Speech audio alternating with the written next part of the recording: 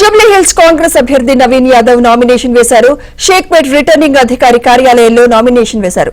ఇప్పటికే ప్రచారాన్ని ముమ్మరం చేసిన నవీన్ యాదవ్ జూబ్లీ హిల్స్ లో గెలుస్తానని ఆశాభావం వ్యక్తం చేస్తున్నారు.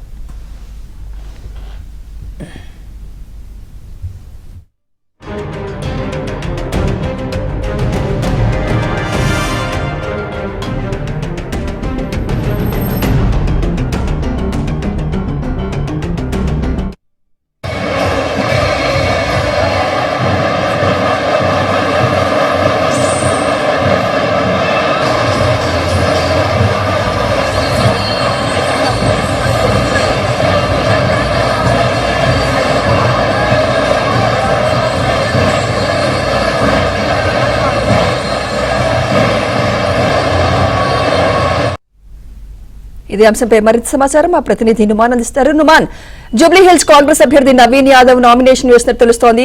ఇప్పటి వరకు ఎన్ని నామినేషన్స్ దాఖలయ్యాయి, ఎంతమంది నామినేషన్స్ ఎక్స్పెక్ట్ చేస్తున్నారు ఎన్నికల అధికారులు? నుమాన్,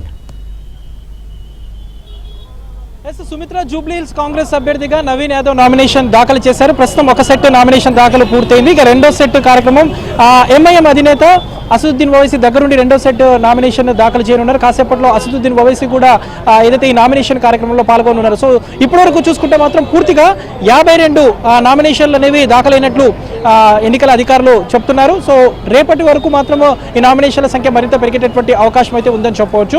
సో ఇప్పటికి మాత్రం ఒక సెట్ నామినేషన్ దాఖలు చేశారు. సో ఈ కార్యక్రమంలో పొన్నం ప్రభాకర్, మంత్రి వివేక్, మేయర్ గద్వాల విజయలక్ష్మి, రాజ్యసభ సభ్యుడు అనిల్ కుమార్ యాదవ్, దాంతోపాటు chairman, corporation chairman Faheem Qureshi కూడా కార్యక్రమంలో పాల్గొన్నారు. సో రెండో సెట్ కు సంబంధించినటువంటి నామినేషన్ దాఖలు కార్యక్రమంలో మాత్రం ఎంఐఎం అధినేత అసదుద్దీన్ ఓవైసీ దగ్గరుండి రెండో సెట్ నామినేషన్ కార్యక్రమంలో పాల్గొనున్నారు. సో ఎంఐఎం కాంగ్రెస్ పార్టీకి మద్దతు ఇస్తున్నట్లు ఈ సందర్భంగా కాసేపట్లో పూర్తిగా ఏదైతే వెల్లడించనున్నారు. సో ఈ ప్రచార కార్యక్రమంలో ఎంఐఎం కూడా దగ్గరుండి ప్రచారంలో పాల్గొంటారంటూ కూడా అసదుద్దీన్ ఓవైసీ కాసేపట్లో అధికారికంగా ప్రకటించేటటువంటి అవకాశం ఉంది. సో ఈ నామినేషన్ కార్యక్రమంలో అసదుద్దీన్ ఓవైసీ పాల్గొనడం అనేది ఒక ప్రత్యేక ఆకర్షణగా నిలుస్తున్నటువంటి పరిస్థితి ఉందని చెప్పవచ్చు. ప్రస్తుతం మాత్రం నవీన్ యాదవ్కు సంబంధించినటువంటి మొదటి సెట్ నామినేషన్ దాఖలు పూర్తయింది. రెండో సెట్ నామినేషన్ అయితే కాసేపట్లో జరిగేటటువంటి అవకాశం ఉంది. సో మరోవైపు ఏదైతే ఇప్పటికే ఇటు పెద్ద ఎత్తున కూడా ఏదైతే ఇటు మంత్రులు, దాంతోపాటు కాంగ్రెస్ కార్యకర్తలు అందరూ కూడా చేరుకున్నటువంటి పరిస్థితి మనకు